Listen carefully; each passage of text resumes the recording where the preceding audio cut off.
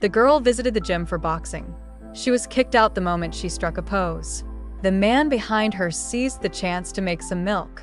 She's adorable and pretty, but she's not one to be outdone, so she launched a counterattack.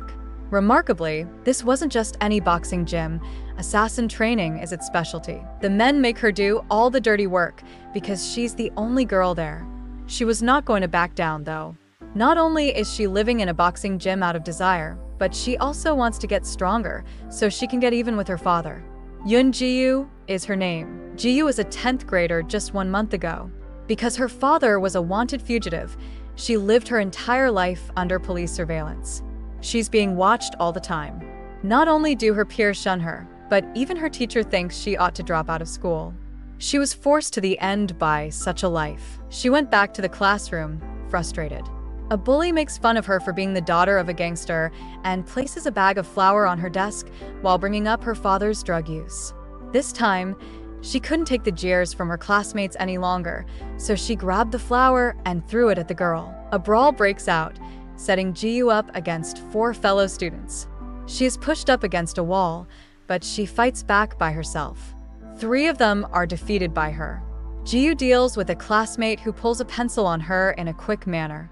She expresses her determination to not be mistreated. The once haughty girls start to quake in terror, and the classroom goes silent.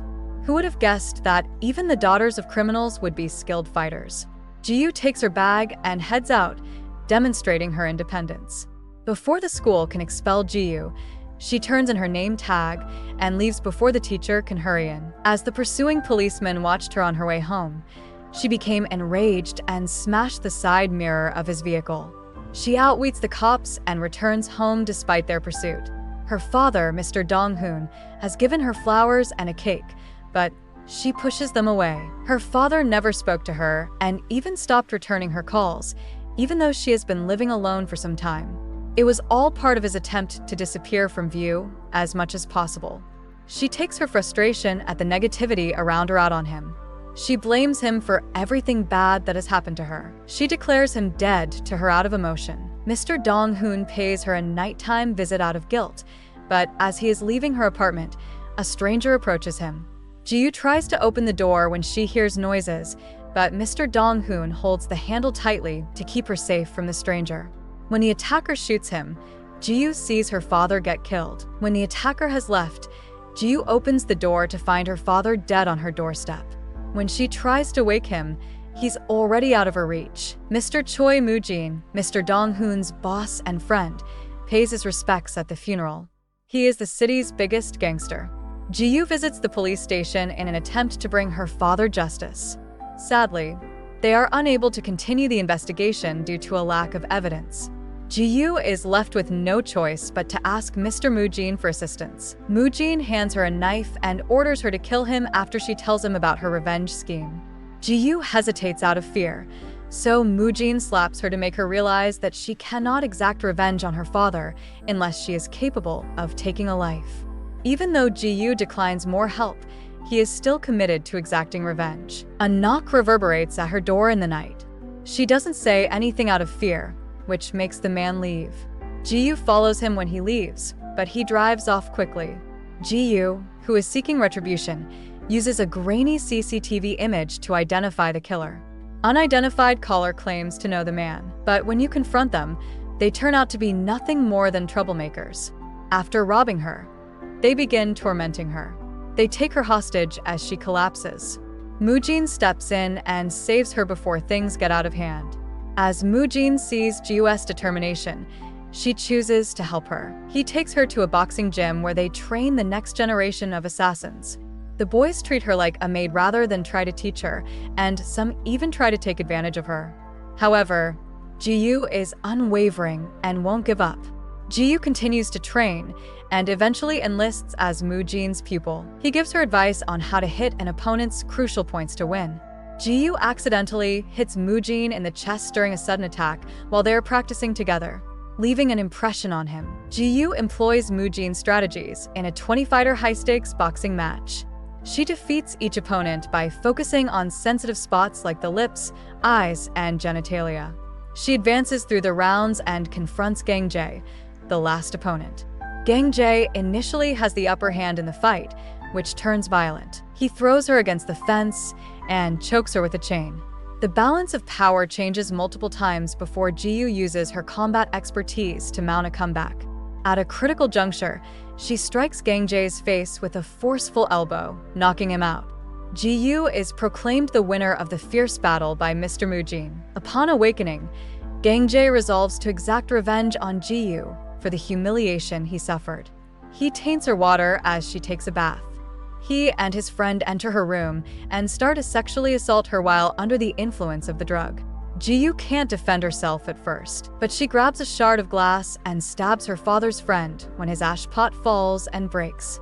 Then, with a hammer in hand, Gang Jae follows her out of the room. Before he can do anything more, men assemble around him to attack Ji-yu after he breaks her arm. After deciding to cut off a limb, Moojin ultimately slashes his face in retaliation. After that, Mr. Moojin meets with Ji-yu and informs her that she is now regarded as dead by everyone. She's going to be called Oh Hygiene from now on. The gun that the murderer left behind, which they were able to retrieve, is given to her by Moojin. He reveals that Mr. Dong-hoon was killed by a police officer, but he doesn't say anything more. Taking this to heart, Ji-yu works hard to get better at fighting. She not only becomes a member of Moojin's group, but also gets accepted into the police force. He pledges to be completely devoted to the group. It is decided that they can kill her right away if she ever betrays them. As the years pass, Ji-yu remains dedicated to her work as a police officer. She sets out one day to apprehend Park Chong-gu, a drug dealer. She sees him in a building, closing a deal. Her lookout associate informs her that another undercover police officer is participating in a sting operation for the narcotics department at the same time as her mission. Even though Ji-yu is aware of how difficult the situation is, she persists. She crashes through the glass window of the room, prepared to capture Chong-gu. A brawl breaks out between Ji-yu and the gangsters, causing mayhem. Ji-yu apprehends the drug dealer successfully because of her fighting abilities. Her interruption annoys Sergeant John Pildu, though. Entering the scene, he demands that Ji-yu allow him to arrest Park Chong-gu. At first, she declines, but after learning of Pildu's mission, she grudgingly allows the drug dealer to accompany him. Pildu says he hopes to never see her again as she gets ready to go. He seems irritated by her intrusion. When Cha Ji-ho, the head of the Narcotics Bureau, calls Ji-yu into the office, she must deal with the fallout from her mission disruption. Remarkably, Ji-ho is the same man in a hood who had paid Ji-yu a visit following the passing of her father. He learns from looking through Ji-yu's file that she had previously applied to the Narcotics Bureau twice, but both times her applications were turned down. But he sees her potential and accepts her application after observing her tenacity and understanding that she is on a personal mission. Sergeant Pildu is clearly unhappy to see her and is not comfortable with this decision. Cha Ji-ho continues by telling Pildu that Ji-yu will be his new partner in addition to joining the department. Ji-yu will be Pildu's new partner in addition to joining the department. Later, as Pildu investigates Chong-gu's case, he finds information about another dealer by the name of Mango. They follow Mango to his building, giving Ji-yu the order to make the arrest. When a security guard stops Ji-yu, she quickly dispatches him with her combat abilities. As Ji-yu engages in combat with the thugs, Pildu begins to worry about her tardiness. When he finally makes the decision to go inside, he is shocked to see that Ji-yu has managed to subdue multiple men by himself. Mango is apprehended, but he doesn't talk about the new drugs or his supplier. Ji-yu searches the bar for the drugs while Pildu looks for them, and she finds a bottle that holds the new substance. When Mango is taken in for questioning, he steadfastly refuses to give the identity of the supplier. He claims that the drug supplier is a dangerous individual with whom you should not mess. When the action moves to a pub, it becomes clear that Gang Jae is the source of a new drug. Gang Jae has returned to this illegal enterprise in spite of having previously been fired from the organization. Ji searches the database in the middle of everything and finds her father's case file. Records show that Officer Cha Ji-ho was working on another project when Mr. Dong-hoon was killed. Ji-yu runs into a frustrating dead end in her quest to exact revenge on her father once more. In the meantime, Moojin chooses to stop by his drug production plant. This information is discovered by the narcotics department. All of the team members' phones are taken away before the mission briefing. Ji-yu finds out in the briefing that Mr. Moojin is the actual target of today's operation. Through covert cameras placed in his hotel, the police have been keeping an eye on him. Ji-yu is stuck, though, since she can't get in touch with Moojin. She can't help but carry out the mission. The police enter the factory covertly and move toward the meth production area. Knowing that Pildu's camera can capture her every move renders Ji-yu helpless. As Pildu descends the stairs to apprehend Moojin, an abrupt gunshot triggers pandemonium. Moojin takes advantage of the moment and flees. His escape is aided even more when a chemical fire breaks out in the factory. With her pistol aimed behind Pildu, Ji-yu dashes downstairs to help Moojin. When there is a huge explosion, Moojin and his companion can escape by diving into the water. Ji-ho is perplexed as to where the gunshot originated. Ji-yu helps in the search for a gun that is thought to have been used in the shooting during the investigation. There is a similar scratch on the gun to the one found during Dong-hoon's murder. It is revealed that Ji-yu diverted Pildu's attention with a pistol so Moojin could get away. Ji-ho, who is still unsure about the gunshot, makes sure none of his teammates fired the shot by looking at their weapons. He discovers among them, to his dismay, no evidence. Enraged by the raid, Moojin gives his right-hand man, Tae-ju, the task of finding the person who leaked their information. To make sure Moojin is safe, Ji-yu takes the initiative and gives him a call. She admits to shooting the handgun and purposefully leaving it behind during the talk. Her goal is to expose the real story of the owner of the pistol, whom she believes to be Ji-ho, her captain. Ji-yu also discloses that Moojin's hotel had covert cameras installed, which informed the authorities of their intentions at the factory. All the cameras are located and disabled per Moojin's orders. Ji-ho and his team's investigation comes to a frustrating halt as a result of this action. The goal of Gang Jae's retaliatory visit to Moojin's gym, on the other hand, is to prove his newfound strength and even the score. What follows is a vicious carnage, with Gang Jae causing the gym patrons to suffer as much as he did. In particular, Tae-ju is singled out, and Gang Jae exacts revenge by breaking his arm. Ji-yu goes to the gym after learning that the police have been called to the crime scene. When Ji-yu sees the aftermath, she is clearly alarmed and shaken. She looks over at Pildu, wondering if Moojin was one of the dead. She exhales with relief when she finds out that Moojin wasn't at the gym when the attack happened. In the meantime, Moojin examines the gym's CCTV footage and learns of Gang Jae's involvement in the assault. During the funerals for the 4 deceased members of the group, Ji-yu makes an effort to see Moojin and make sure he is okay. She unexpectedly runs into Pildu on the way back, but her identity is hidden by her helmet. Upon visiting Moojin, Mr. Cha Ji-ho makes it clear that he won't give up until Moojin is imprisoned. Even with the warning, Moojin is certain that Ji-ho will never be able to catch him.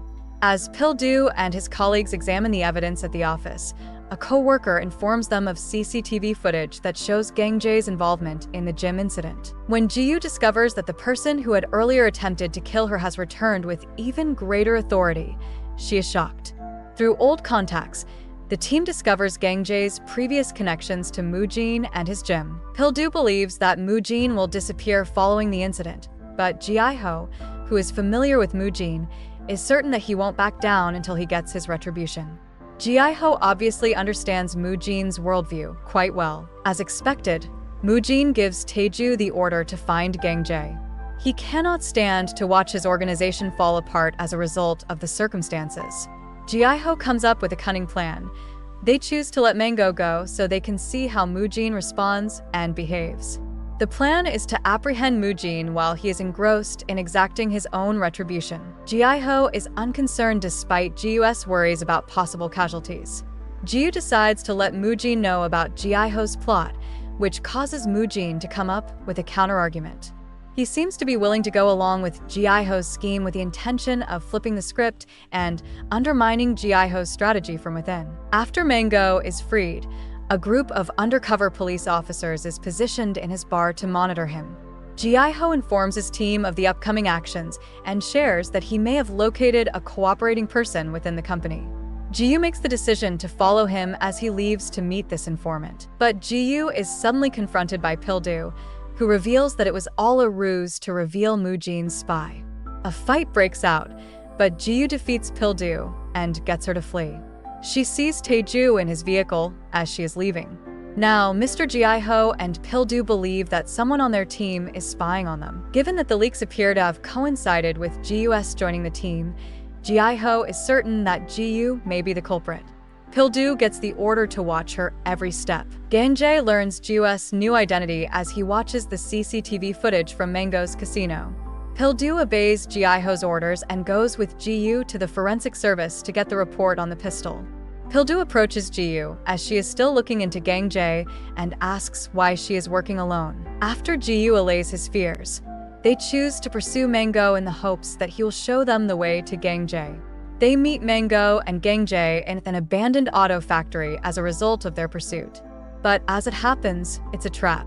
Gang-jae knew that Ji-yu would be coming through Mango. He gives the order for his thugs to attack Pil-do and Ji-yu. They fight fearlessly for a while, but ultimately they are captured. Gang-jae is happy to finally get his retribution and intends to torture Ji-yu in the same way that Mu-jin did.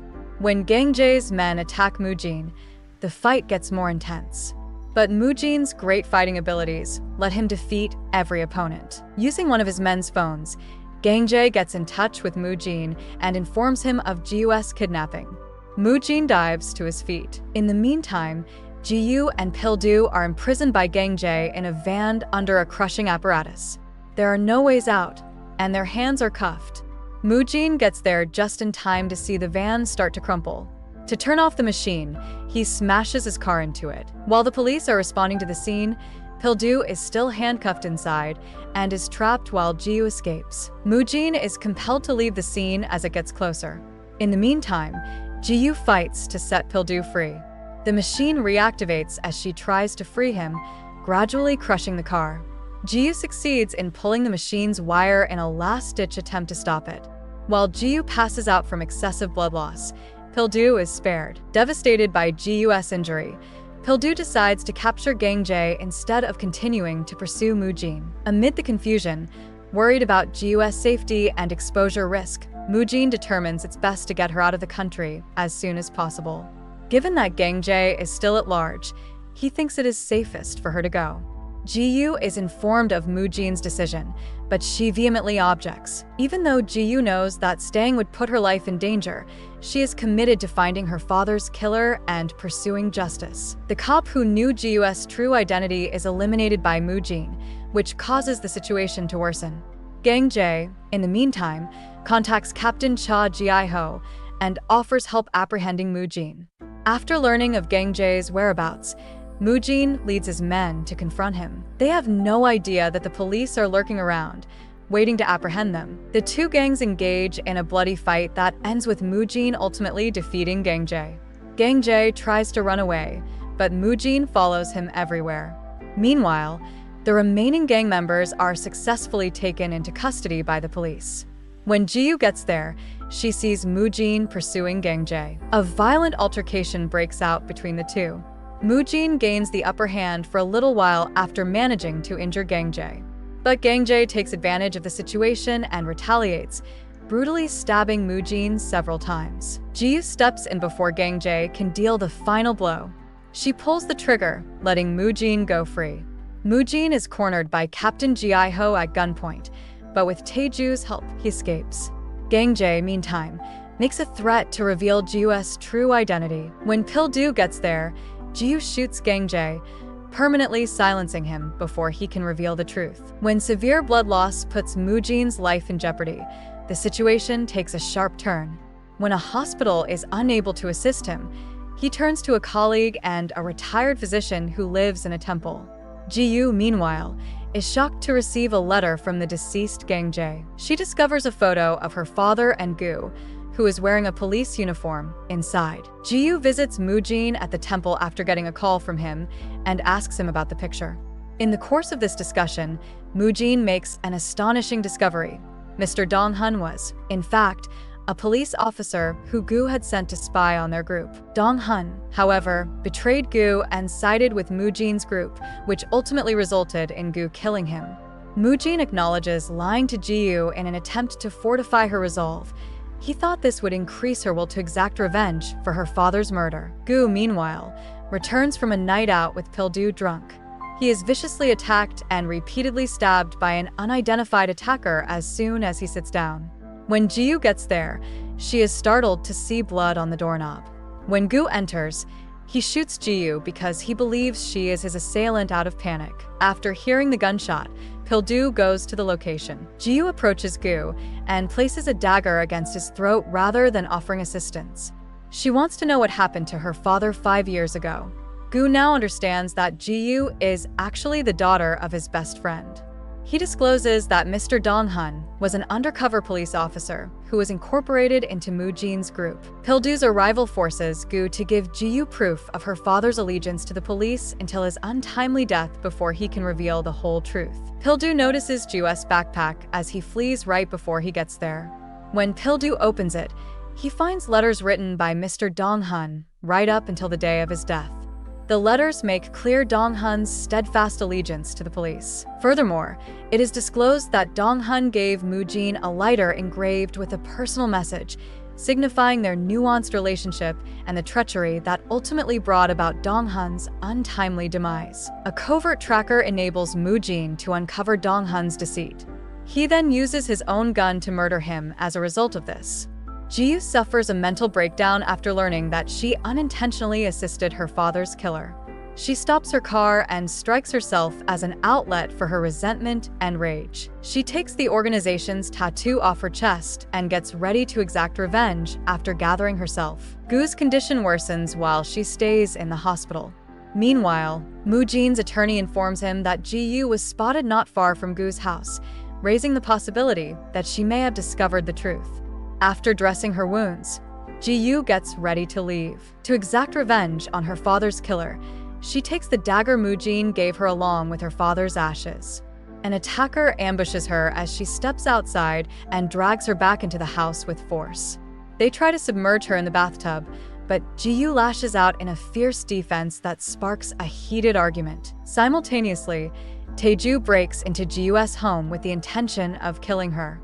He discloses the real reason behind Mu-jin's betrayal-related murder of her father. They engage in a vicious fight that is characterized by attacks and dodges. In the end, Ji-yu defeats Tae-ju and ends his life in spite of the odds. As Mu-jin voluntarily turns himself into the police to establish his innocence in Gang-jae's murder, the intense confrontation takes a complicated turn. Ji-yu confronts Mu-jin in the interrogation room and demands that he answer for his actions. Mu-jin's dagger and fingerprints are held by the police as proof that he was involved in Gang-jae's murder. Ji-yu thinks that at last justice will vindicate him. But Ji-yu quietly takes the evidence out of the evidence room and lets Mu-jin know that things have changed. Pil-du finds CCTV footage of Ji-yu in the vicinity of Gu's house at the same time, which makes everyone believe she attacked him. Ji-yu escapes their grasp in spite of their best efforts to hold her. The police are helpless now that the evidence against Mu-jin has been eliminated and they think Ji-yu is still on their side. When Mu-jin gets back to the gym, Tae-ju's lifeless body is there. He realizes that Ji-yu had staged the evidence to bring him face to face and destroy him. In the meantime, Pil-du finds out from Captain Gu how Mu-jin used Ji-yu as a tool inside the company. After a while, Ji-yu is apprehended and brought to the hospital. She tries to flee, but Pil-du catches her and warns her about the risks of going after Mu-jin by herself.